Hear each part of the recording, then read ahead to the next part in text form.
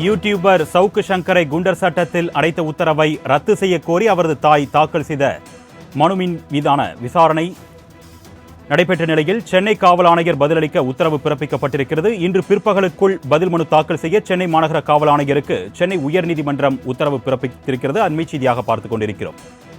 2 நீதிபதிகள் மாறுபட்ட தீர்ப்பு வழங்கிய நிலையில் 3வது நீதிபதியான ஜெயச்சந்திரன் முன்பு விசாரணை நடைபெற்ற நிலையில் சென்னை காவல் ஆணையர் இன்று பிற்பகலுக்குள் பதில் மனு தாக்கல் செய்ய தற்போது சென்னை உயர்நீதிமன்றம் உத்தரவு பிறப்பித்திருக்கிறது. அண்மை செய்தியாக பார்த்துக் கொண்டிருக்கிறோம்.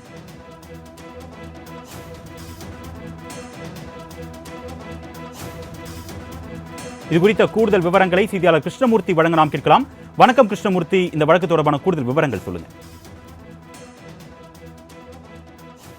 சட்டத்தின் கீழ் சிறையில் அடைத்த உத்தரவை எதிர்த்து சவுக்கு சங்கரின் தாய் கமலா தாக்கல் செய்த ஆட்கொணர் மனுவை விசாரித்த சென்னை உயர்நீதிமன்ற நீதிபதிகள் ஜி ஆர் சுவாமிநாதன் மற்றும் பி பாலாஜி அடங்கிய அமர்வு மாறுபட்ட தீர்ப்பை வழங்கியிருந்தது. நீதிபதி சுவாமிநாதன் சவுக்கு சங்கரை குண்டர் சட்டத்தில் சிறையில் அடைத்த உத்தரவை ரத்து செய்தும் உத்தரவிட்டிருந்தார். மேலும் மனுவுக்கு பதிலளிக்க அவகாசம் வழங்காமல் உத்தரவு பிறப்பிக்க முடியாது என்று கூறி சவுக்கு சங்கர் தாய் மனுவுக்கு பதிலளிக்கும்படி தமிழக அரசிற்கும் நீதிபதி பி பாலாஜி உத்தரவிட்டிருந்தார்.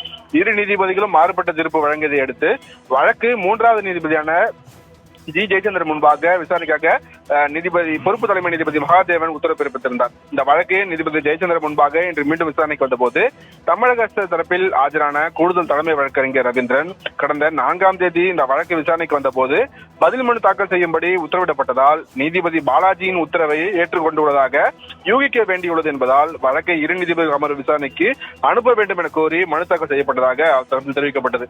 குண்டர் சட்டத்தில் சிறையில் அடைத்து பிறப்பிக்கப்பட்ட உத்தரவு தொடர்பான ஆவணங்களை பார்வையிட்டதில் அது படவில்லை என நீதிபதி ஜி ஆர் சுவாமிநாதன் தனது உத்தரவில் குறிப்பிட்டுள்ளதால் வழக்கை முடிவு செய்ய பதில் மனு தாக்கல் செய்ய வேண்டும் என்று தெரிவித்ததாக நீதிபதி குறிப்பிட்டிருக்கிறார். அரசு பதில் மனு தாக்கல் செய்து ஒத்துழைப்பு வழங்கவில்லை என்றும் இன்று பதில் மனு தாக்கல் செய்ய அவகாசம் தருகிறேன், அதன் பின் விசாரிக்கலாம் என்று நீதிபதி தெரிவித்தார். தனிநபர்களின் சுதந்திரம் முக்கியமானது என்றும் குண்டர் சட்டத்தில் சிறையில் அடைத்த உத்தரவு சட்டவிரோதம் என்று முடிவு செய்தால் குண்டர் சட்டத்தில் சிறையில் அடைத்த உத்தரவு பிறப்பித்த பிறகு ஒவ்வொரு மணி நேரத்திற்கும் இழப்பீடு வழங்குவதாக உறுதியளித்தால் பதில் மனு தாக்கல் செய்யவும் அவகாசம் வழங்குவதாக நீதிபதி தெரிவித்திருக்கிறார். சவுக்கு சங்க தாய் தரப்பில் ஆஜரான மூத்த வழக்கறிஞர் ஜான் சத்யன் மீண்டும் 2 நீதிபதிகள் அமர்வுக்கு அனுப்புவது என்பது அவசியமில்லை என்றும் அதே நீதித்துறை நேரத்தை வீணடிக்கும் செயலும் என்று அவர் தரப்பில் வாதங்கள் வைக்கப்பட்டது.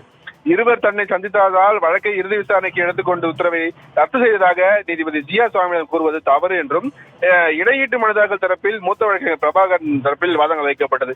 இதையடுத்து இன்று பிற்பகல் 2.25 மணிக்குள்ளாக பதில் மனு தாக்கல் செய்ய உத்தரவிட்ட நீதிபதி வழக்கின் விசாரணையை இன்று பிற்பகல் தள்ளி வைத்து உத்தரவிட்டிருக்கிறார். அருணேஷ், விவரங்களுக்கு நன்றி கிருஷ்ணமூர்த்தி.